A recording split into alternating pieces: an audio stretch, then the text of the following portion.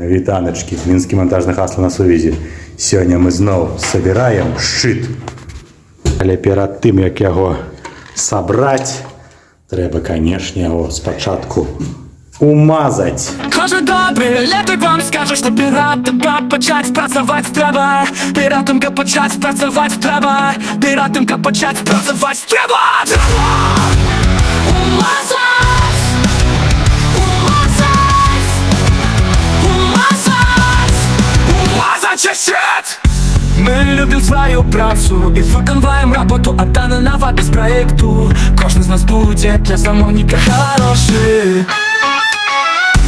Хай замовник не будет цураться, платит за наши намагання і любов до об'єкту. Бо наші намагання і любов – это гроші. Тепер почекаємо, хай кришечку підстине. Підстив і можна розключати. Кожен добрий електрик вам скаже, що піратинка почать працювати треба. Піратинка почать працювати треба. Піратинка почать працювати треба. Треба!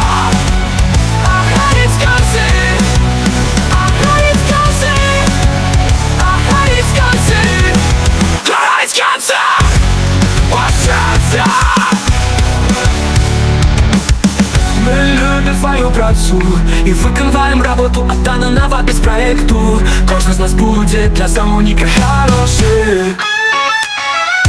Хай замовник не будет цураться, платит за наши намагання і любов до об'єкту. Бо наші намагання і любов – это гроші. Кожен добрий електрик вам скаже, що піратинка почать працювати треба. Піратинка почать працювати треба. Піратинка почать працювати треба. Треба! Потискать, потискать, потискать. Потискать конфету, грошом зашиб.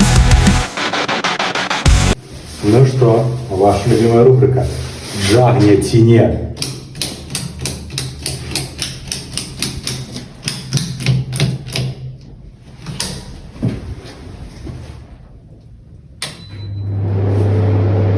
Ну, знов який спеціаліст собирав. Ми любим свою працю і виконуємо роботу, отдану на вас без проєкту. Кожен з нас буде для замовника хороший. Хай замовники будуть цураться, платять за наші намагання і любов до об'єкту. Бо наші намагання і любов – это гроші. Карають кінця, мощаться. А ось такий ось кракет отримався. Адьо.